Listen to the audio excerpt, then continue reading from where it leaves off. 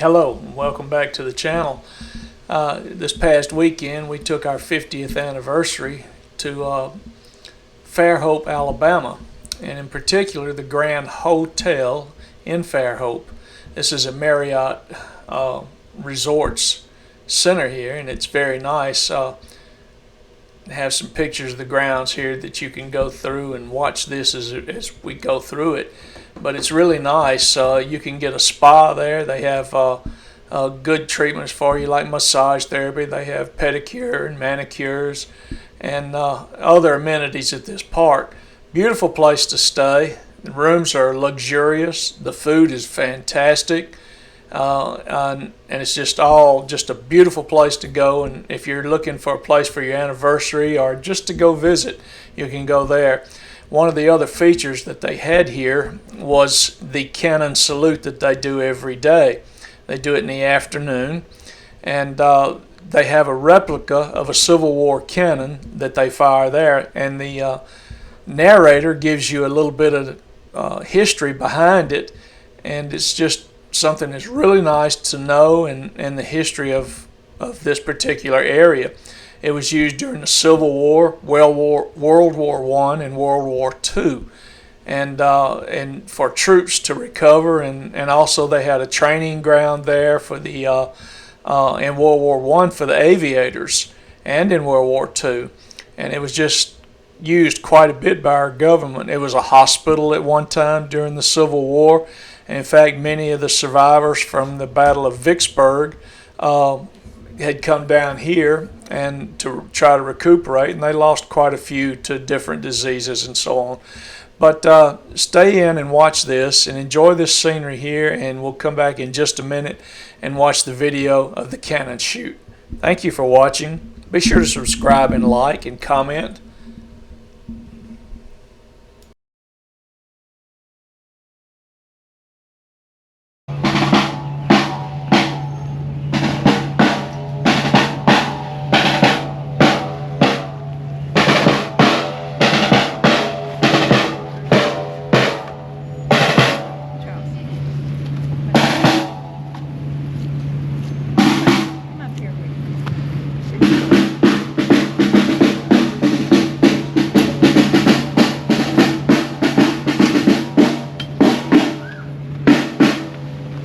Notice he's flying the Union Jack.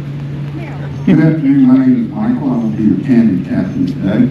Welcome to Grandeur, Grit, and Glory since 1847, a tribute to the Grand Hotel's rich history. The Grand Hotel has welcomed generations of guests since it opened in 1847. An enduring landmark and tribute to Southern hospitality, rich history and traditions of the Grand Hotel, the Queen of Southern Resorts, still exist throughout the resort. Underneath all these beautiful oaks, history still lives.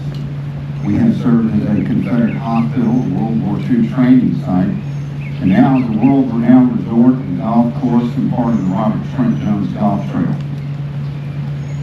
During the Civil War, this area was a Confederate hospital and a camp for the 21st Alabama Infantry. Soldiers that had been wounded and surrendered at the Battle of Vicksburg, Mississippi in 1863 were brought over here under a flag of truce on steamers to the hospital at the Grand Hotel. Over 300 of those soldiers did not survive their stay here and are buried in the cemetery across the road called Confederate Rest Cemetery. Regrettably, the identity of those soldiers was lost when the ledger contained their names burned up in the fire of 1869, and it's only been through pretty extensive research that 40 or more of those soldiers' identities have been discovered and properly marked in the cemetery. Just south of here, that way, was fought the Battle of Mobile Bay, which is the largest naval engagement that's taken place in U.S. territorial waters. You may remember from your history books, that's where Admiral Farragut said, "Damn the torpedoes, full speed ahead." Actually, it could have been more like, "Damn the torpedoes, full speed ahead." But either way, he did what he said he was going to do. He was a very brave man who fought the Battle of Mobile Bay at 62 years of age. And in order to see above the smoke, he had to climb way up in the rigging. The entrance to Mobile Bay, where the battle took place, is 16 miles due south of this point. And the entrance there is under 4 miles across. On the western side of that entrance is Fort Gaines on Dolphin Island. On the eastern side of that entrance is Fort Morgan on Mobile Point. Between those two forts were piling obstructions and torpedoes, what we today call mines, over 300 of them in 3 staggered rows. The only safe entrance into Mobile Bay during the Civil War was right under the guns of Fort Morgan. On August 5th, 1864, Admiral Fairhope with 18 ships in the assault line, 4 of those ships being ironclad vessels. On that day, he steamed between those two forts to fight the Battle of Mobile Bay against the Confederate squadron of 4 ships, one of which was a very large ironclad Confederate vessel, the CSS Tennessee. One of the lead ships of the Union Navy, the USS Tecumseh, which was one of the ironclad ships, struck one of those torpedoes or mines and sank within a minute. So 93 of his sailors, as well as Captain Craven, were still on the bottom of the bay in a permanent grave.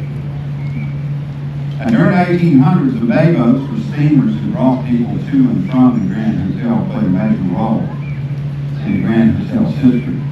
One of the most famous of those was the Ocean Wave, which blew up here on August 27, 1871, killing 35 people and wounding a couple of dozen more. The Texas Bar was used as a temporary hospital for that particular boating disaster.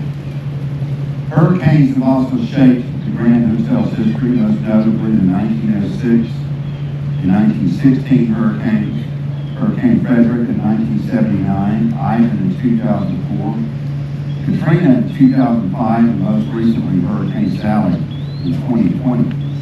In all of those instances, the Grand Hotel was pretty severely damaged, but came back better and stronger than it had been before. In 1941, the third resort here was completed, and in 1947, Lakewood Golf Club was completed, starting out as an 18-hole golf course and ending up as a 36-hole world-renowned golf course and part of the Robert Trent Jones Golf Trail. During World War II, this whole area served as a training facility for U.S. Army Air Corps and naval personnel in what they called Operation Ivory Soap. That was where the Navy and the Merchant Marine were training U.S. Army Air Corps ground service personnel on how to be Navy, so they could safely man ships across the Pacific and set up air bases, floating machine shops, and floating aircraft repair facilities in places like Guadalcanal, Guam, and the Philippines to fight against Japan. So throughout 1944 and 1945, the Grand Hotel was basically closed to the general public, and it was mainly Army and naval personnel here undergoing training. They cross-trained over 5,000 troops here during World War II, so that was a pretty significant contribution to the war effort. When we celebrate freedom, we want to honor all of our soldiers and military personnel, both past and present, whether they're alive, passed away, or lost in battle. We are all Americans, as we are all Americans now under one flag. We especially want to honor those who have served in the military in the past or are currently serving or are present here today. If you have served or are currently serving in the military, please raise your hand. Thank you. I appreciate it. And this flag is flown over Kuwait, Saudi Arabia, Afghanistan, and Iraq by our military, so we honor them, our country, and ourselves every day when we do the Pledge of Allegiance. If you join me in the Pledge of Allegiance. I pledge allegiance to the flag of the United States of America, to the republic for which it stands, one nation under God, indivisible, with liberty and justice for all. Yeah. Thank you. Now, the gun we're about to fire is a model 1841 6-pounder. This type of gun was used all through the Mexican War in 1846, and then all through the Civil War. But by the end of the Civil War, most of these had been replaced by rifled artillery or the newer 12-pounder Napoleon that was bronze like this also. This gun would fire a 6-pound exploding shell 1,525 yards. That's a few hundred yards short of a mile. And that's at 5 degrees elevation with a 1.25 pound surface charge of black powder.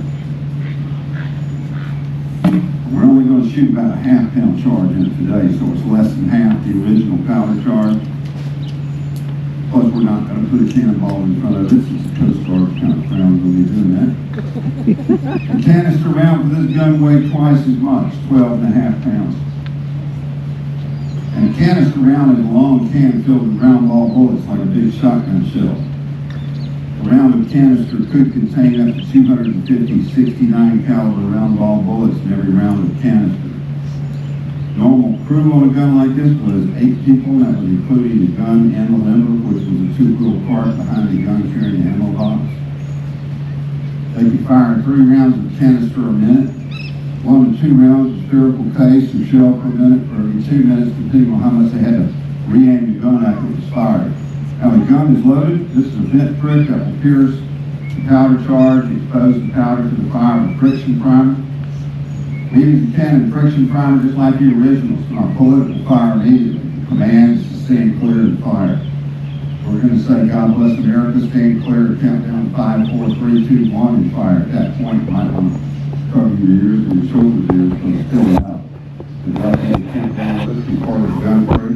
The reason the command stand clear is given as part of the drill. If this gun wasn't bolted down and we were firing a heavy blank charge or a live round, this gun would recoil and run over you.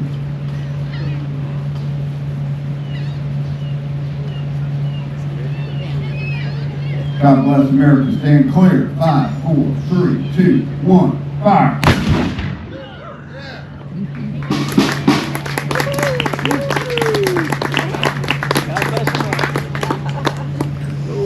Every day here at the Grand Hotel, we celebrate its unique history and traditions old and new. The Grand Hotel has helped guests celebrate special events and holidays. We have golf, croquet, horseshoes, and other games here on the gaming lawn. Beautiful swimming pool. Bicycles, kayaks, you can fish on a fishing pier or along the shore. Play the 36 holes of the world-renowned golf course, part of the Robert Trent Jones Golf Trail. Or just enjoy walking along the bay and enjoying its beauty. But for 175 years, people have continued to return to the Grand Hotel for its rich history, traditions, and warm southern hospitality. We hope that people will continue to return for years to come. We genuinely hope you'll make it part of your legacy as well. Thank you for coming to the Grand Hotel. And now may I direct you to the Grand Hall for a small lanyard for bites and tea and cookies.